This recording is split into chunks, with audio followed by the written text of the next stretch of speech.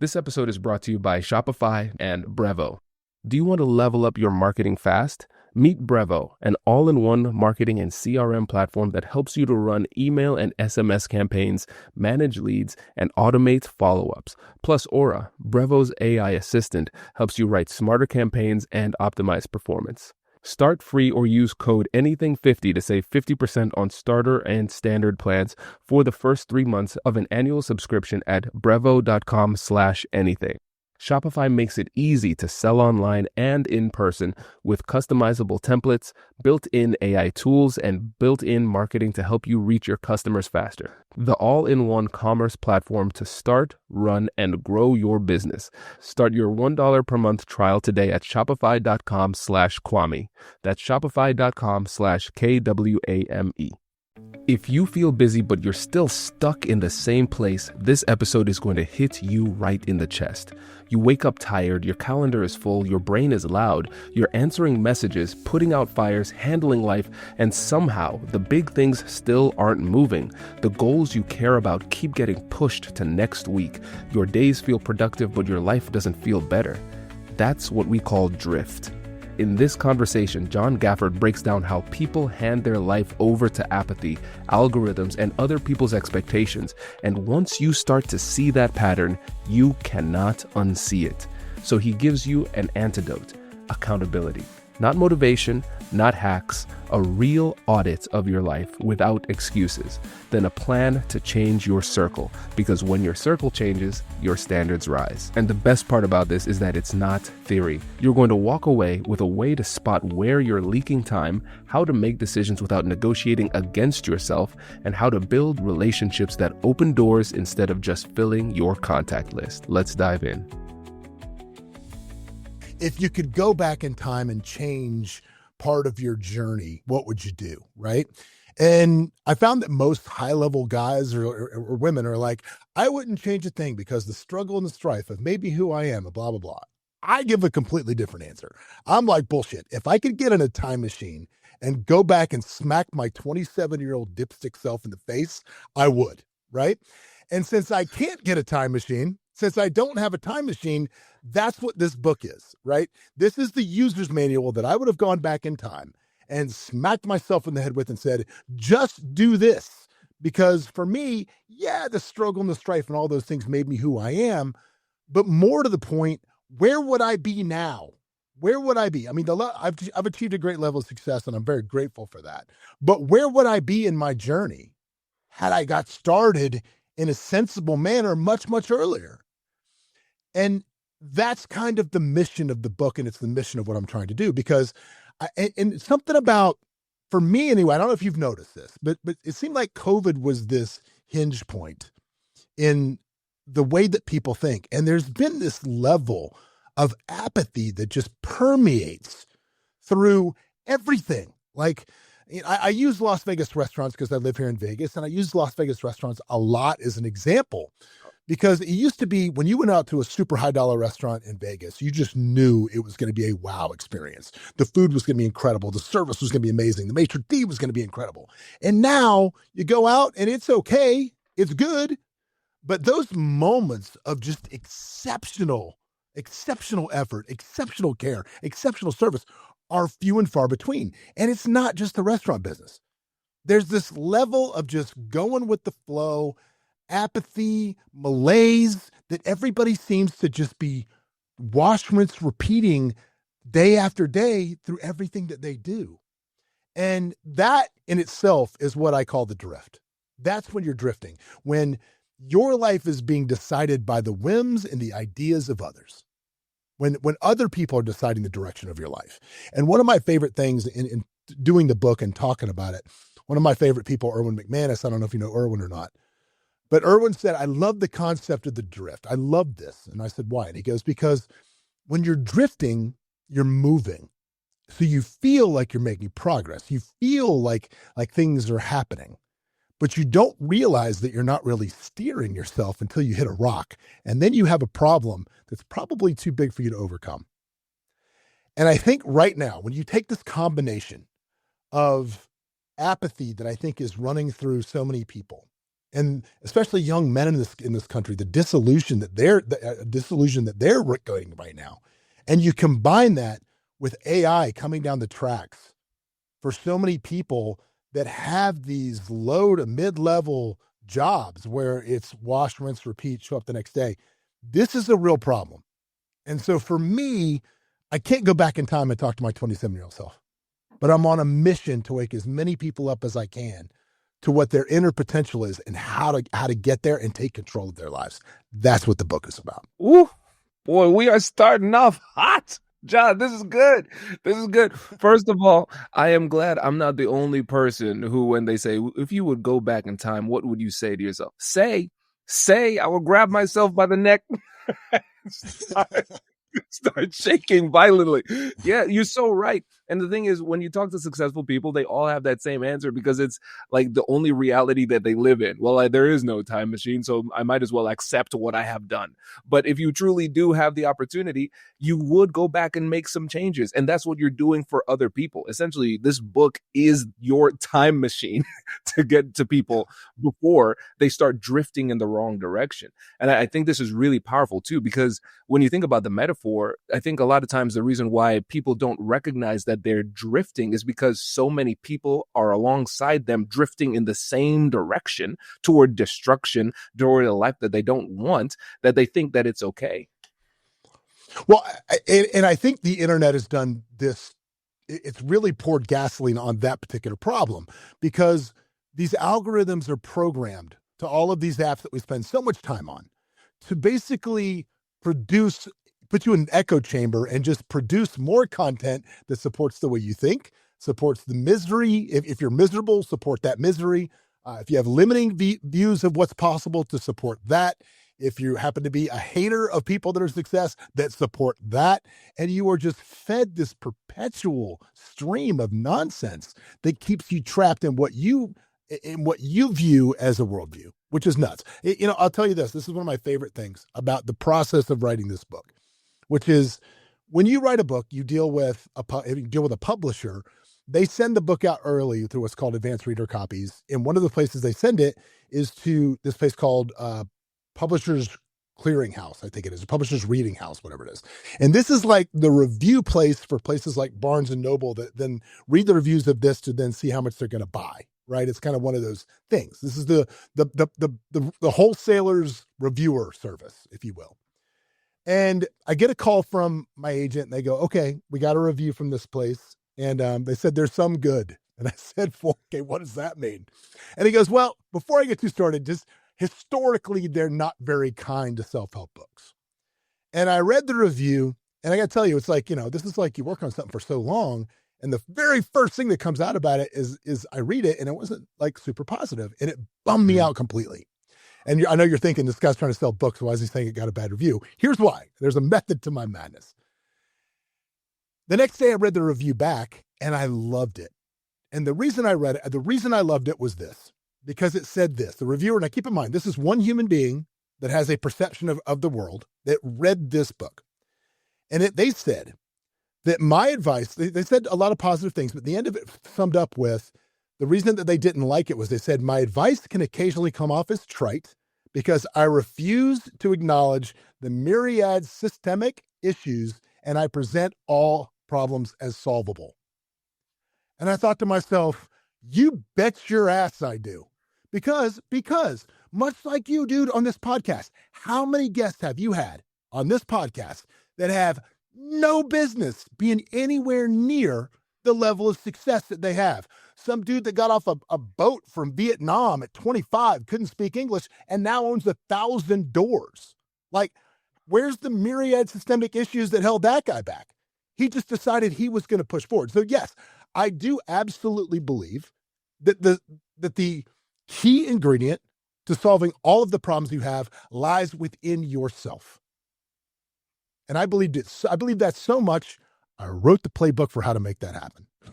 This is so important. And let's focus in on this too, because we're not denying that there are challenges, but we're all recognizing that we can't change the system. This book isn't for like the government to read and change their system. We are individuals. And I think a lot of times well-meaning people give really bad advice because they dwell on the problems and the challenges and the obstacles and not what you can do and not the solutions. And then when somebody like you comes in and says, hey, you need to have an internal locus of control where you believe that you can overcome, because that is the seed from which the benefits of life grow from. But if you don't have that seed of belief, then you're not going to take the possible steps to move forward, right? But if you just dwell on the problems, then you're going to also embed an excuse within you at all times, where no matter what happens, it's not your fault. And which requires a high level of radical accountability and ownership. Where you're saying, like, listen, I know the world is a little bit messed up and I know there are a lot of things that are working against me, and still it is my responsibility and my responsibility alone to do better for myself, because I can't rely on the people and the circumstances that created these messed up systems to have my back. So it's so important, because today we can get so distracted. We have to have a message for individual people so they can actually have that belief and then take the appropriate actions. Dude, chapter 1 is literally radical accountability. It's what it is. It's being honest with yourself and really how to do that. And what you just said, I totally agree that, the way the universe works, yes, starting lines can be different for everyone, but where you finish is up to you. Yeah. It's up to you. And there are plenty of people on this planet that start in a place that is much further ahead than other people and squander the opportunity. Yeah, they absolutely do, because they don't take any responsibility for what they're doing and push forward. I get that. But yeah, that first step, man, is you've got to be honest with yourself. And I talk about, people talk about goal setting and trying to get somewhere, right? Think about your phone when you're like in a parking garage and you go to your phone to put the address of where you need to go next, right? And the satellite can't find you. So it's spinning. You know where you're trying to get to. You already have the address of where you're trying to go, but you can't get the directions because it doesn't know where you are right now. And until you are radically honest with yourself about where your current situation, but more importantly, what you did to contribute to your current situation, then you can't start planning to get out of where you are. And that's what we try to focus on through the first part of this book is that radical accountability, how to really take an inventory, but, not take it overboard, because some people will take it overboard. Oh, they want to label themselves. Well, I'm this way because I'm just not smart enough, or I'm this way because, I'm lazy, or I'm this way. No, you got to be very careful with labels. You've got to be very analytical about the situation. And it's not about who you are as a label. It's about actions that you took that resulted in this. Look at somebody, and I've done this stuff, right? I was that guy that would walk into a bank in my 20s and hope to God that they opened a bank account for me, because I ruined my credit like it was an Olympic sport. Like I've been that guy, like, oh man, I hope they do this for me. Right. And the reality of it is when you look at that situation, like me personally with my bad credit, like rather than just take a minute and take a pause and figure out how to fix my credit, I would perpetuate the problem, because I'd be like, well, I really want a new car. So I'll go buy a new car and get this breakneck payment because I've got an 18.5% interest rate that I can't afford, which perpetuates the problem and makes it worse. So when the repo man is looking for my car in the middle of the night in my mid-20s, it's not because I bought a car. It's not because I got a bad rate. It's because I did all this other stuff before and never hit pause and actually fixed the problem. I just continued perpetuating it. And that's the mentality that's the, they're coming to get my car because bad car company sold me that. No, dude, it's all my fault. And it always was. And you will never be free until you stop. One of my famous lines from The Apprentice, and we'll talk about that if you want, was stop pointing the finger, start pulling the thumb. I said that on TV, and that haunts me to this day that people say that. Yeah, dude, I think we need to talk about it. We need to. We can't not talk about your time on The Apprentice. So, hey, don't grimace here. You're the one who brings that experience. No. I want to hear all of it, bro. All of it. All right. Well, okay, listen. First off, I understand that the talking about The Apprentice in detail is kind of like me talking about how many touchdowns I scored in high school at this point. It was 20 years ago. I get that. The answer to the touchdown thing was 0, by the way, just to clear that part of it up. But the interesting thing about The Apprentice is not really my experience on it. I mean, here's a spoiler alert. I got fired. There you go. But most of the people do. Only one person can win, right?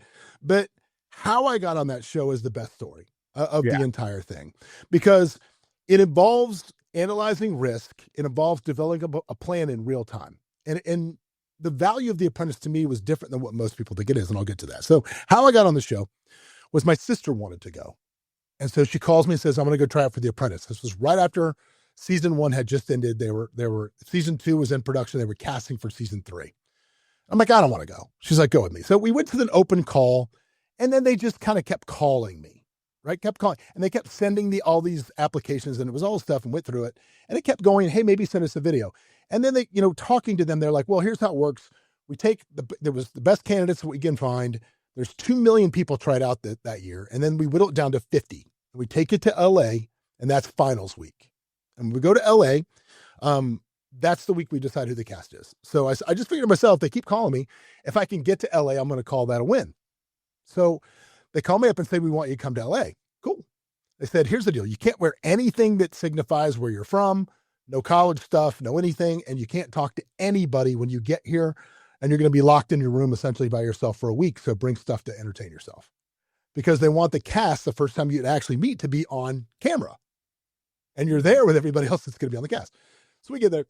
And the first part of the week, they're giving you IQ tests, or you're meeting with psychologists, you're meeting with all of these different people. And then you could get out of the room to go to meals. And it was at the Embassy Suites in Santa Monica. And when you go to the restaurant, it was weird. There'd be one person at every table. So it'd be like 51 tops in the restaurant. And then after about 2 days, you started noticing there's not 50 people here anymore. Oh, Now there's 30 people. And I'm like, oh, they're sending people home. We're chopping them down as the week goes on.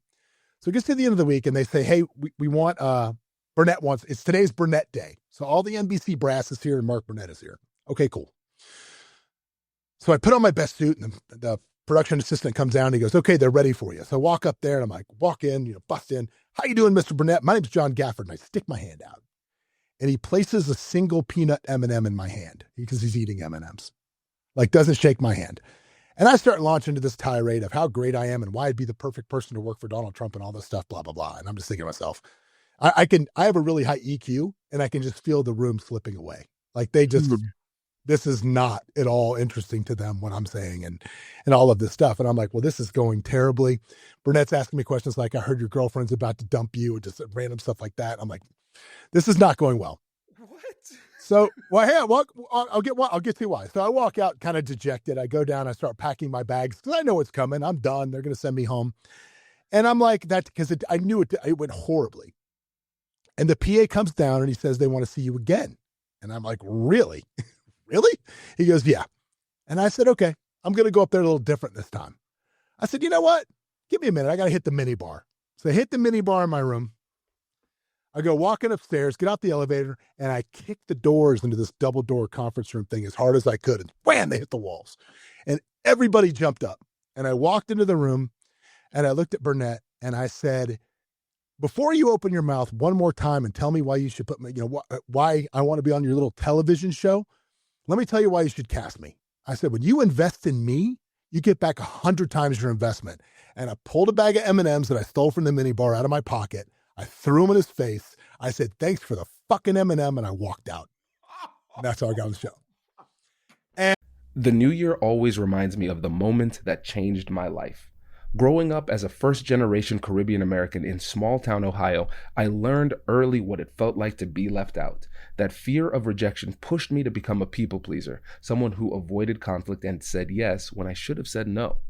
But everything shifted when I discovered negotiation, because I realized that confidence isn't something you're born with. It's a skill that you build. And that belief is what eventually led me to start the American Negotiation Institute.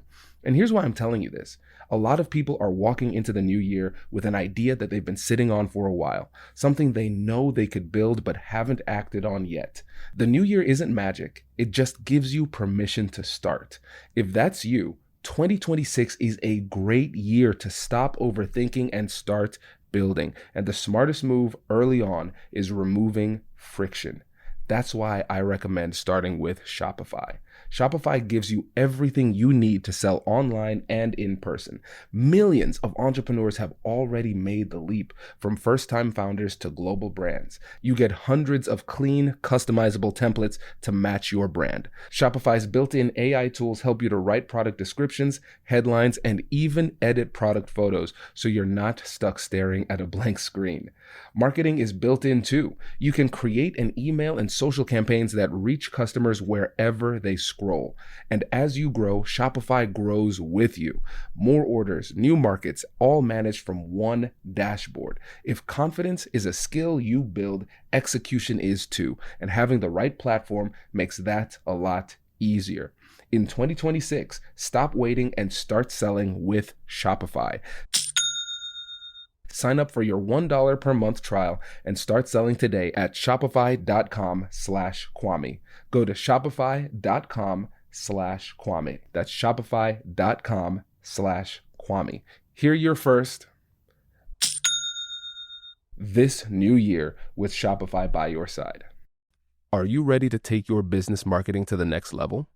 Meet Brevo, the all-in-one marketing CRM platform built to help you connect with customers, boost engagement, and grow your business smarter.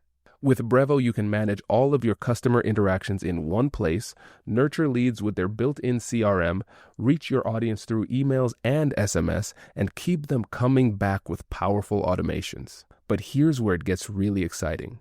Meet Aura, Brevo's AI assistant. Aura helps you craft smarter campaigns by suggesting personalized content, optimizing send times, and even analyzing performance data to help you improve your strategy in real time. It's like having a marketing expert on your team 24/7.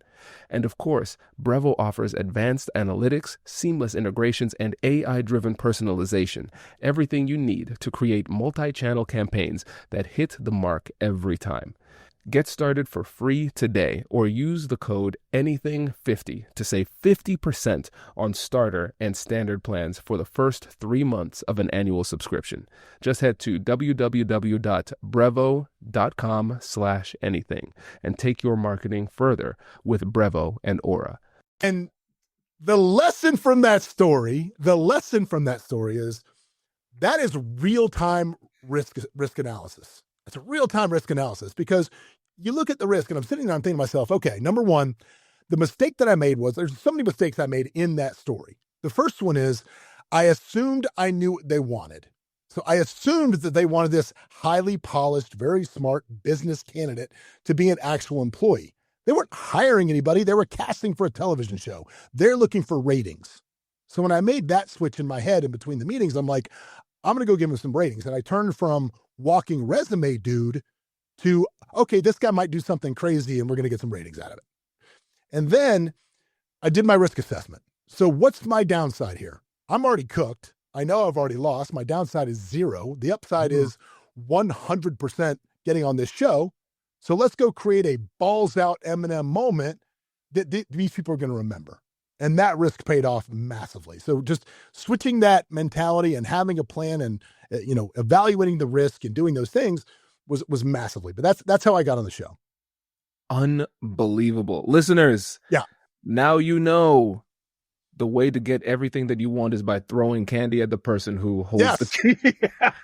I don't necessarily recommend that method, but it was hot. It was crazy, but it was very effective. But I'll tell you this. When I got on that show, I'd done a lot of really cool things. I had a lot of really cool jobs, but I hadn't done anything that had developed any wealth, and I was still kind of a paycheck player, if you will. We'd had some cool things and had some success, but no massive success. There was no wealth involved in any of this. And it was the first time I can tell you, being on that show, that it was the first time I'd ever been around a group of people that were just absolutely getting it. And I mean, getting it.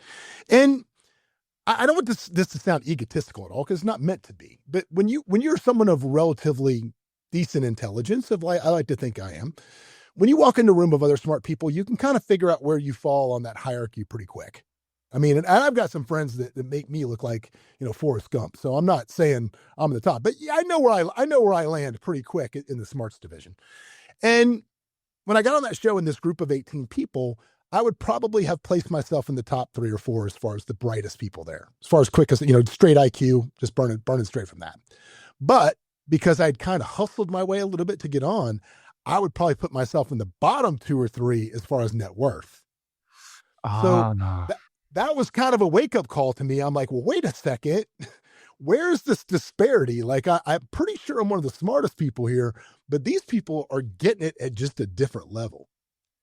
And that made me see a massive deficiency in myself, because here I was thinking that I was doing pretty well. But then you get around people that are really doing well, and all of a sudden you got 2 choices. You can dismiss it as luck, as, oh, they just got lucky or whatever else, or favoritism, or they had a head start, whatever it is you want to dismiss it as. Or you can look at yourself and go, okay, they're willing to do something every day, or willing to give something up that I have not been willing to do, that has gotten them to where they are. And I need to reevaluate what I'm doing, what I'm bringing to the table, how I'm showing up, what I expect out of myself. And so for me, that was the biggest change. And that was the biggest motivator. Yeah, it didn't hurt to be on TV in front of 8 million people for, 2 months, and it did help me with my business tremendously. But at the same time, that catalyst right there of changing who I was around made such a huge difference. Like, where do you live in Ohio? Where do you live in Ohio, Kwame? You live in Columbus. Okay, cool. At one point in my life, in my early life, I was a multi-unit manager for a national restaurant chain, and they moved me to Detroit, Michigan. And when I lived in Detroit, and a lot of those Rust Belt kind of areas that run through the middle of the country like that, especially Detroit at that time, this was many, many years ago, but it seemed like there was this hamster wheel of life. Like, your dad worked at Ford, you lived here, you grew up here, you married your high school sweetheart, you bought a house within 3 blocks of your parents, and you went to work at Ford, and you hung out with the same people the rest of your life you went to high school with. And it was wash, rinse, repeat. And when I was there, I was like, whoa. I mean, it was the hardest place I've ever lived to make friends, because they're like, I already have my friends. I don't need any friends. Yeah. Right? I don't need anybody. I don't need anybody else. I've already got this. And it's because it's comfort. There's comfort in that hamster wheel. And you think, how many people got trapped in those small towns? Like, I'm from a very, very small town in North Florida. Might as well be Baja, Georgia. It's like 8,000 people where I grew up. It's very, very small. And it's like, how many people get trapped in there because they just, everybody tells them or in their circle what's possible. You just hear the same stories. We're just meant to do this. We're from here. This is what we do. And so it's wash, rinse, repeat of your life. And it doesn't have to be that way. Changing your circle is probably the fastest way for you to change your view of the world. You're so right, man. I think about so many areas of my life where I saw the delta for the first time, where it's like, oh, okay, I think I'm doing really well. And then I'm in front of other people. I'm like, there are levels to this game. And you studying can help. You can read some books, but then the best way, like you said, you have to change the people who are around you, right? You have to say, okay, no, there's something in this room with these people that level you up. And you see it consistently. I mean, think about how anybody listening to this podcast would be with their friends. If they see one of their friends slipping, if they're a good friend, they're going to try to pull them up. If you start hanging out with better circles, then they're going to do the same thing for you. This is really powerful. And so let's outline this. Because I think a lot of times people get really hung up on the X's and O's. They're like, okay, well, cool. So what now? So I know I need to level up the people who are around me. How do I do that? So can you give people a game plan so we can eliminate all of the excuses?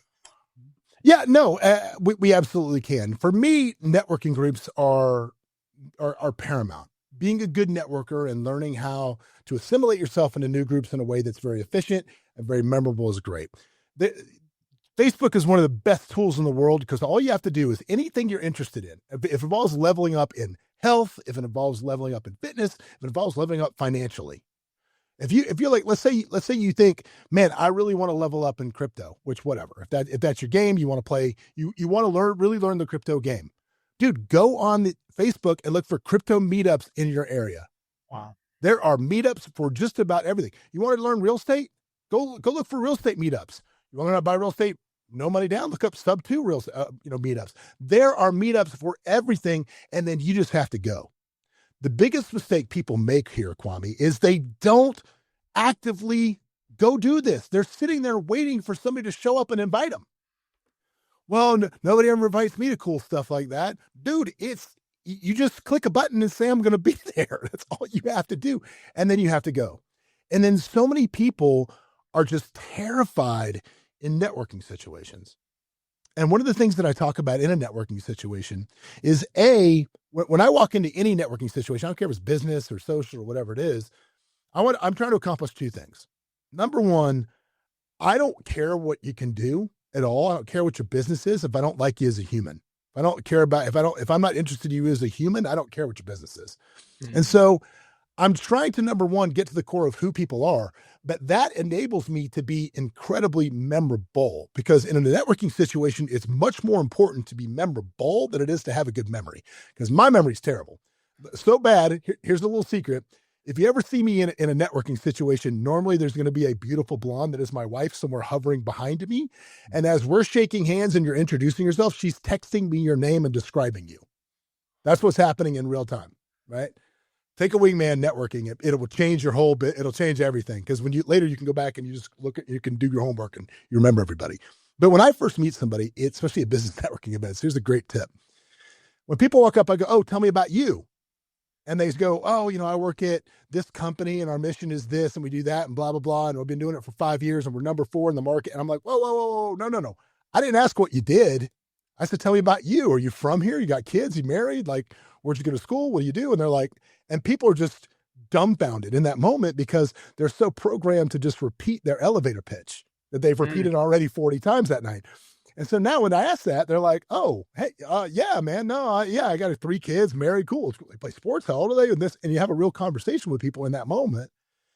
And they're like, that was because it's so different, right? It's so different than the, let me just try to jam my business card in your hand and get to the next person. It's like jam it in their hand, because I'm trying to build some decent connections with people and actually be memorable to them. This is brilliant. You're absolutely right, because again, we go into these scripts. And this breaks the pattern, which by definition would make you memorable, because everything that is run of the mill, if everything goes as expected, you say, okay, I mean, that's not memorable at all. But this guy actually cares about me as a person, because it doesn't just speak to you. It also speaks to everybody else that they spoke to. John sticks out because he actually cares about me. There's something about this guy that I like, something that I can actually trust, because he's not trying to just extract value from me. He's not just looking at me as a means to an end. He's looking at me, the real me.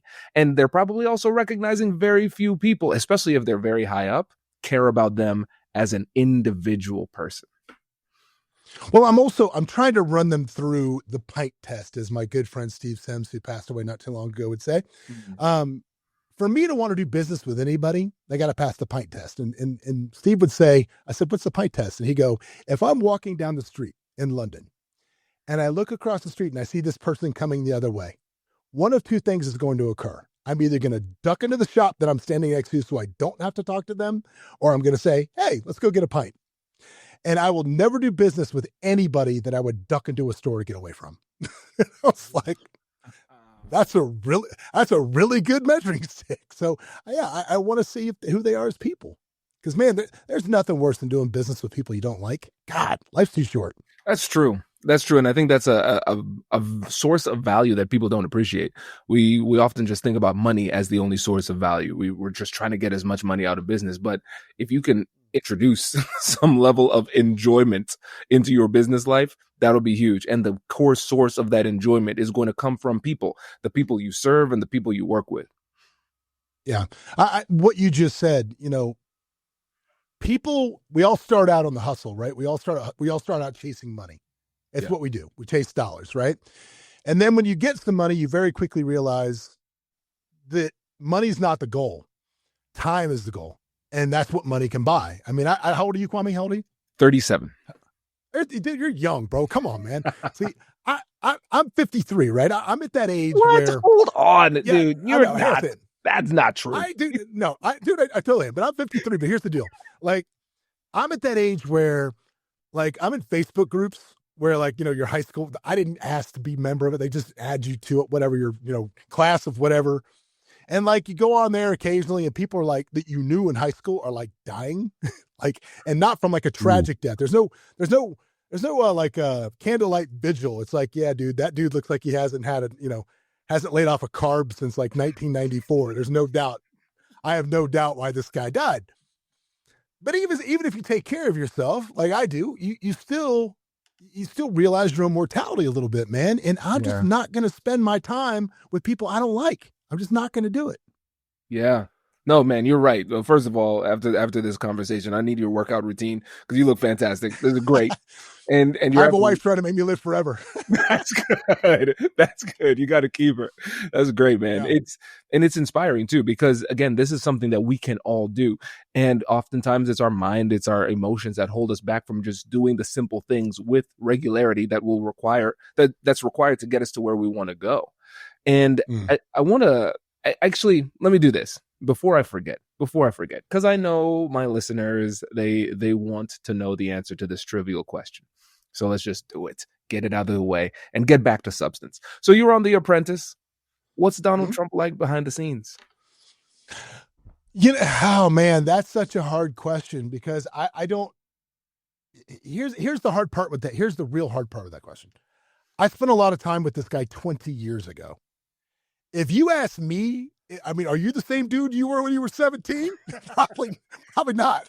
Probably not. And I'm definitely not the same dude I was when I was on that show. So, and obviously, there's been some things that have happened which might have changed him a little bit in the last 20 years. But my experience with him that long ago was he was incredibly gracious. He was incredibly kind. Um, he was very much interested in us and was also interested in playing a character when the cameras were on that made ratings go. If that makes Oh, sense. so you could see If the that comes switch. together. You could see the switch. Yeah. Oh yeah. For sure. For sure. There was a little bit of it. When the cameras weren't running, he was very kind. But he knew, man. After that, it was like he wasn't. What made that show great back in the day? Um, for those of you that are younger listening, yeah, there used to be like television shows on like TV that you would watch once a week and didn't show up just instantly. You actually had to watch them. And but that first season, it was like he was just hired help. He was an actor or he was a hired talent on the show. Mark Burnett had total control, and it was really like watching a horse race. Like there was no everybody was kind of equal and they were just pushing. And then there was that woman Omarosa that came on and like, nope, I think she did it by design, but everybody in America hated this woman. And when Trump fired her, everybody was like so happy and loved Trump. And if you don't know this, he likes that. So subsequent seasons when he came on as an executive producer, it then turned into like everybody that was going to get fired had to get villainified a little bit. They had to like Mm. turn you into kind of an evil thing. And it got to be really predictable because it was like when the French horns start playing when you're doing something, wah, wah, wah, you're like, okay, this person's better than fried chicken. And yeah, it got that way. So he very much was playing the part because that's what they wanted to see. They wanted to see him, lay the wood to give the Cobra or whatever it was to, America's biggest idiot that week or whatever they wanted to do with it. So there you Yes. go. Okay, no, that's very helpful. That's very helpful because I know that the curiosity was killing people. So I'm glad we got some insight here. And Yeah. I want to talk about some of the business that you've been doing because it's Yeah. the book is incredibly powerful. You're a real estate mogul and obviously a negotiation expert. You can't be one without the other. So first of all, just tell us about the business that you've built. But I'd also be interested to talk about the relationships that you've had to negotiate in order to get there. Not just Love like that. the properties, but actually the relationships behind the scenes. We talk about a lot of that. So when I left, back to The Apprentice again, when that show was over, I was the CEO of a tech firm that I ended up leaving that position shortly after the show was over. And I was took my buyout and I was kind of retired and I was hanging out on my boat in Tampa. And Kendra Todd, that won my season, was in real estate. She was like, come get a real estate license and sell real estate with me. It'll be fun. And I was like, all right, cool. So I started with her actually in Florida. And then at the time, it was when the real estate market was still booming. So we were doing these traveling road shows where we would go to different markets and pitch condo conversion projects all over the country for a company called Sunbest based here in Nevada. And on one of those trips that we were selling, I came out here, and the guy that was actually my roommate on The Apprentice was also in real estate in Vegas, and his father owned a very large brokerage. So on one of the trips around here, I met a girl in Vegas on one of those trips, and wound up coming out to see her every other weekend. And then, we've been married now 18 years, so that worked out. But I ended up moving out here because I was like, well, if we're doing these road shows, I don't need to be in Tampa. I can be anywhere. And Chris is there, so we can kind of get this going as it was. So I came in here and just started doing real estate just as a team at his parents' brokerage. And very quickly, because coming out of the tech industry, I had some knowledge that at the time nobody knew. I mean, I knew how to use spiders to crawl and scrape email addresses off the board website where I could get everybody's email address. I understand how to use email as a weapon. I understood how to do flash embedded emails. And so we started a team and hired 27 agents the first day. Like before we had a website, systems, or anything, I had 27 agents that worked for us. It was pretty crazy. And that just kind of kept going. And then, I wanted to own my own company. So I ended up leaving that situation, which was a hard leave. Again, I talk about that in the book, but this is one of the things we've talked about, negotiating relationships into a deal. I was going to open up a Keller Williams franchise myself, and word got out to my previous broker, who then locked us out. And so I had to move very quickly. And I moved into another existing Keller Williams. And after about 3 days of the guys there watching me operate, they came to me and said, hey, they've been open for 6 years and had 40 agents total. I said, hey, we've got this third partner. You can probably buy him out, and just instead of going off into opening your own, you just be a partner here. And it was just, at that time, it was path of least resistance. So I was like, yeah, let's go. Bought him out, built that company up to 200 agents inside of 18 months. So I can say that I did that because they had 6 years to do it. They didn't do it. But the problem with that relationship was this, and I talk about this in the book. When you're dealing with partners and when you're negotiating things, any partnership, this is the first biggest, it's so funny. People in their offices, I love people that have trophies, like in like awards and stuff. My office is like a serial killer's trophy room to my own past mistakes. Like I just have, it's literally filled with stupid things that I've done, like little trophies of like, to remind me of this stuff. And one of the things I have in my office is a little 3-legged stool to remind me of this story. I was not clear going to this partnership of two things. Number one, the relationship between the two existing partners was they were best friends. So anytime there was going to be a vote, I lost 2-1, 100% of the time. They were always going to be against me, and they always were. Number two, I did not have a clear, if you're going to go into partnership with somebody, people get these partnership agreements and like, you're going to do this, you're going to do that, you're going to do this, but they don't take the time to do the prenup. There's no like, if this doesn't work, what happens? And that is so clutch if you're getting into business with people. And the third mistake I made here was I didn't need these guys. So many times we go out and we take on partners in a business because we're just too scared to do it ourselves. Or it's the path of least resistance in the moment. And I didn't need them because they didn't complement my skills. They were essentially the same as me. There was nobody bringing a different skill set to the table. We all kind of did the same thing. And so very quickly, I knew that was the wrong situation. And after 18 months, I ended up leaving that situation and starting this company we have now, which is Simply Vegas, with a dear friend of mine named Gavin Ernstone. It's a great partner of mine. Gavin and I, what makes us good partners is we bring very different things to the table. And in any great real estate brokerage, we're now the number 2 highest volume real estate company in Nevada. We have been for several years. We sell more homes over $1 million in Vegas than any other firm. So we specialize in luxury. That is our business. We're completely vertically integrated. We own mortgage, we own title, we own escrow, everything that touches the transaction we own. And we've also scaled those businesses through joint venture partnerships with other large brokerages across the country. So we own a lot of that stuff through the real estate transaction. But what made our company go in the first place was we had complementing skills. So Gavin was one of the top luxury real estate brokers or agents in Vegas. The guy will do this year $250 million by himself. He's a machine.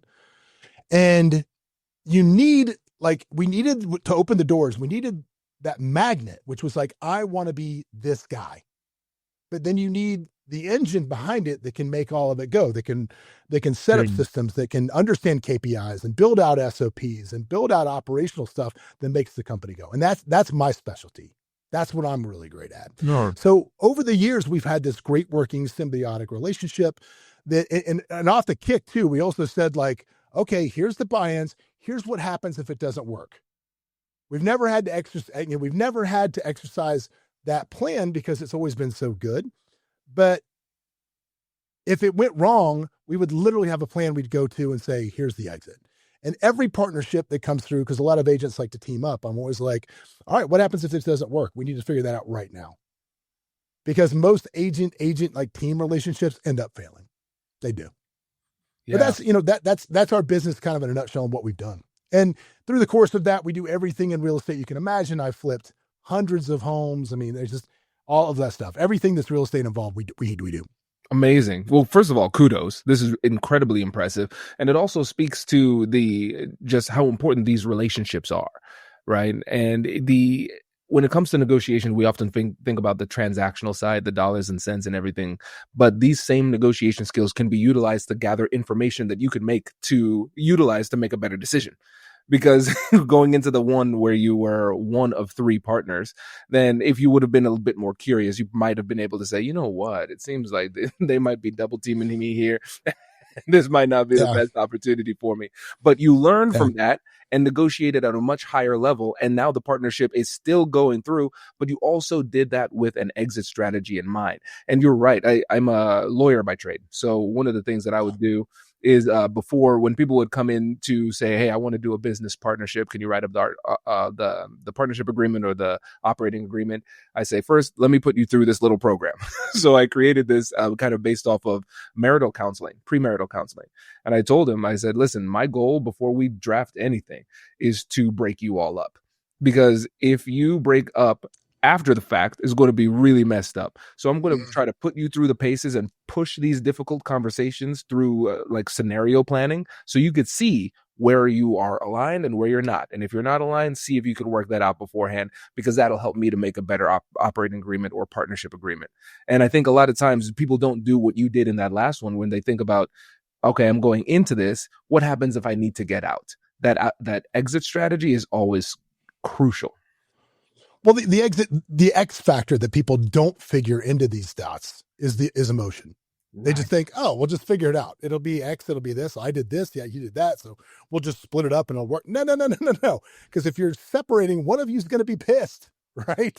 Somebody's going to be scorned, and it's not going to be that easy. So it needs to be very black and white and done very carefully. But I think anytime you negotiate anything, I think the semantics of what you're negotiating are far less important to me than using your EQ to understand how this person is going to react in situations as you're going along.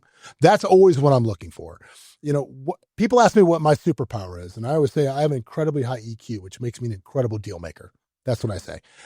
I know, and it's so funny because we list very expensive property and with very high dollar clients, and people ask me, like one time, somebody asked me in a class, they said, well, what's your best thing in a listing presentation to get the listing? And I'm like, if you want to know the most powerful thing that I ever said in a listing presentation, it was this. And this was a person that was very successful in the tech industry, but I could just tell from talking to him that he probably wasn't the coolest person in high school, right? It just wasn't the coolest person. I could tell. And I said, I'm going to tell you a story. I said in 8th grade, and this is in the listing presentation, we were talking about marketing, we were talking about numbers, we were talking about this. I said in 8th grade, my mouth wrote a check that I wasn't willing to cash with somebody in 8th grade. And it was, let's pick on this guy, ha, ha, ha, ha, ha, until the guy turned around and went, you. And I went, me? And he's like, yeah. And then this guy wanted to have a physical altercation with me, which I didn't have a whole lot of interest in after this. And then immediately all of my quote unquote friends decided to kind of flip it on me. And I got teased mercilessly through 8th grade and ostracized. And it was a really hard time. And I said that situation, that little bit of trauma, and granted, I understand that is not David Goggins level trauma. I get it, but it affected me. And I said that level of trauma that happened to me through that hardcore bullying developed something in me, which was this need to be a people pleaser. There was a need for people to like me. I had this need for people to like me based on this experience. And it caused me a lot of problems through my early 20s. But now I've flipped the switch with it, and I realize that that is my part of that, of needing people to like me, is I've developed this really high EQ when it comes to knowing when I've got somebody and when I'm losing them. I know it. And so I know exactly how far I can push and exactly when to pull back, when to pump the brakes, when to push the gas. I know exactly when to do that, which makes me the best deal maker you will ever sit in front of. And that got the listing. And because in that moment, I used that skill to understand that this story was going to be more powerful to this guy than anything that I was going to produce when it comes to like marketing materials. He didn't care.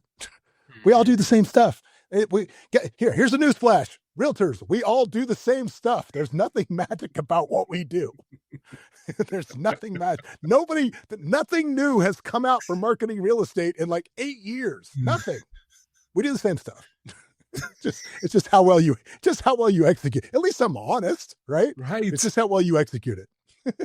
John, this is brilliant, because what you've done let me use nerdy psychology terms and then let me bring it back to real talk. There's something called affinity bias, where you are like me, so I like you. Right. And so that is one of the fastest ways to build trust. And in real talk, it's like, hey, this person gets me. You showed him that you get him. And the listeners who are audio, John is cool. Okay, John appears cool. He's fit, strong, looks like he's 23. Apparently he's lying and talking about his age. But it's not readily apparent from the way that you present yourself that you had that connection in common with this guy. But you knew that if you told that story from your childhood, it would resonate with him, and he would say, this is a guy I can trust. This is a guy who gets me. And then the other thing, yeah. I know Simone's probably thinking about it. The audience that has followed me for a while, they're probably thinking about it too. We are we brothers? Because we have like the same origin story. Do we? Do we have the same one? Because I grew up in a small town called Tiffin, Ohio. And there was a playground experience that made me a people pleaser. And so my origin story in negotiation and conflict resolution isn't like Chris Voss coming from being like a badass FBI agent or anything like that. It was like, no, I was a people pleaser. I was a pushover for a long time, and I had to learn how to get over it myself. And now this is what I do to help other people overcome the same thing. And the emotional intelligence part, man, I think it is something that people sleep on, especially when you get into the world where we're talking about real money here. Like in real estate, we're talking about dollars and cents. It's one of the most obvious examples of negotiation that we have. So I want you to talk more about how you're able to utilize emotional intelligence, not in a theoretical or academic type of way, but how you actually do it in a real way to create that connection with other people. Well, I think the first step in it is you've got to develop it. and how do you develop emotional intelligence? Like, how do you really do it? And the biggest, most important thing, which is becoming harder and harder to do, based on what I said at the top of the show, is understand how other people live, understand how they think, and understand their point of view.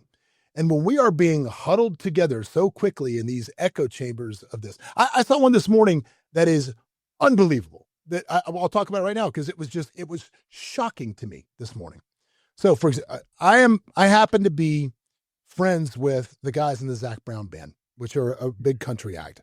And John Hopkins, who has one of my best friends since Florida State in 1993. I've been friends with this guy forever, right? He has ALS now. He's battling that. We did a fundraiser last Saturday night. They just started playing at the Sphere here in Las Vegas, this show. Nice.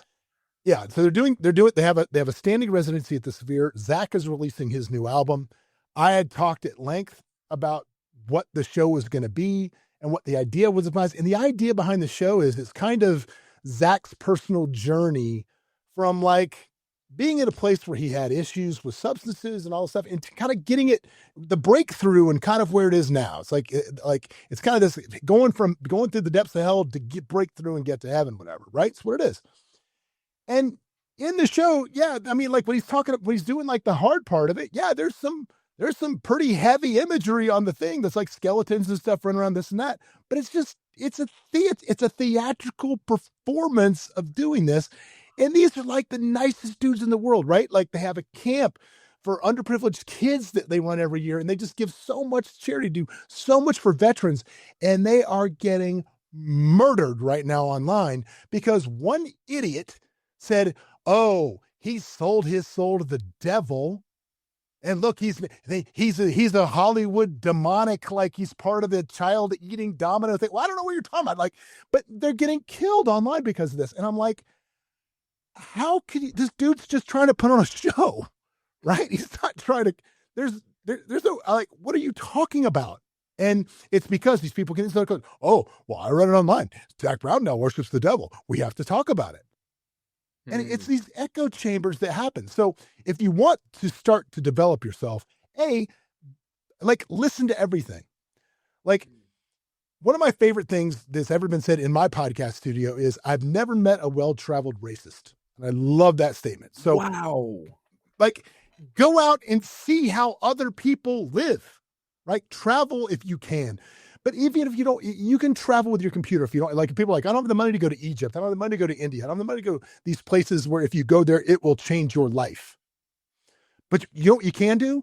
If you read a story on Fox News, you can also try to go to CNN. You can also try to go to BBC. You can also try to get the full picture. And then maybe the truth will fall somewhere in the middle of that. Yeah. Your echo chamber, get out of your echo chamber, because if you don't understand how other people view the world, you'll never get there. And the second thing I would say is you've got to understand that you are not the main character in anybody's movie but your own. People try to act like they're the main character. Like, dude, you might not even get in the credits of somebody's movie. Like, why do you think you're this important that you're going to have this level of influence? Everybody is on their own journey. Everybody is viewing the world through their own lens. So you've got to understand that and try to meet them where they are. It is much easier to meet people on their journey than try to pull them off their path onto yours. Kwame, how many internet arguments over politics have you won in your life? What's the score? What's the scorecard? You're bright, dude. Okay, still, right? You're an attorney by trade, right? He understands negotiation, and you're still shooting a donut. So why does Max, the night manager at the tire shop, think he's going to talk you out of who you're going to vote for president? I don't know, but yet here we are. This is where we live now, right? This is where we live because everybody's trying to force people into their way of saying things instead of meeting them where they are. Right. And so if you want to change your financial future by getting other people to want to do things with you, whether it's buy what you're selling, go out with you on a date, invite you to a meetup that gets you in a different circle, meet them where they are instead of trying to drag them to where you are. Oh, that's powerful. You're right. You're right. It's recognizing that they have their own story. And I love the fact that the approach of you're the main character in your story, but also respect the fact that they are the main character in theirs. And that helps you to have that self-confidence and self-worth for yourself, while at the same time interacting with people and navigating the world with some degree of humility and recognizing that they have their own thoughts and beliefs and goals and everything like that. And you have to make some adjustments to make space for other people. Right. And when it comes down to this book, Escaping the Drift, because it's powerful. This message is powerful. And I can see and feel the power, the passion behind you, what you have for this, you know. And hypothetically, let's say there's a world where everybody reads this book. What change would we see in the world? Oh, man, I think if there was one change that I would see in the world, it would be there would be a lot less finger pointing and a lot more self-accountability. Because I think one of the reasons that people do point the fingers and blame others for their issues or wait for somebody to come save them, which is what I did for a lot of my early life, thinking I had some sort of a safety net that wasn't really there, is because there's comfort in that. Right. There's comfort. There's solace in that. If it's not my fault, I'm okay. But when you start saying, hey, maybe I did contribute to this, now all of a sudden it's a little uncomfortable. Mm-hmm. And no growth in any area of your life will ever come without some level of uncomfort. It just won't. You can't do that. So I think you would see a lot less people blaming others. So I would say the overall impact would be literally, if everybody on earth read this and practiced it, I think you would see an improvement overall of relationships across the board, because there would be a lot less resentment to others for things that maybe they didn't have as much, maybe they weren't as at fault as people like to think they are. That's so good. That's so good. John, I'm excited for you. I'm excited for this book. I'm excited to get this episode into the hands of other folks. Now, if somebody wants to follow you, connect with you, and work with you, what would be the Yeah. best way for them to get in touch? I'm at the John Gafford everywhere. My website is thejohngafford.com. But yeah, at the John Gafford on Instagram. But, it's 2025, dude. We don't use business cards anymore. It's all the gram. It's just flinging the gram around. That's right, man. Listen, man, I appreciate you. This is powerful work, and thank you for coming on the show. Oh, bless, man. Thanks.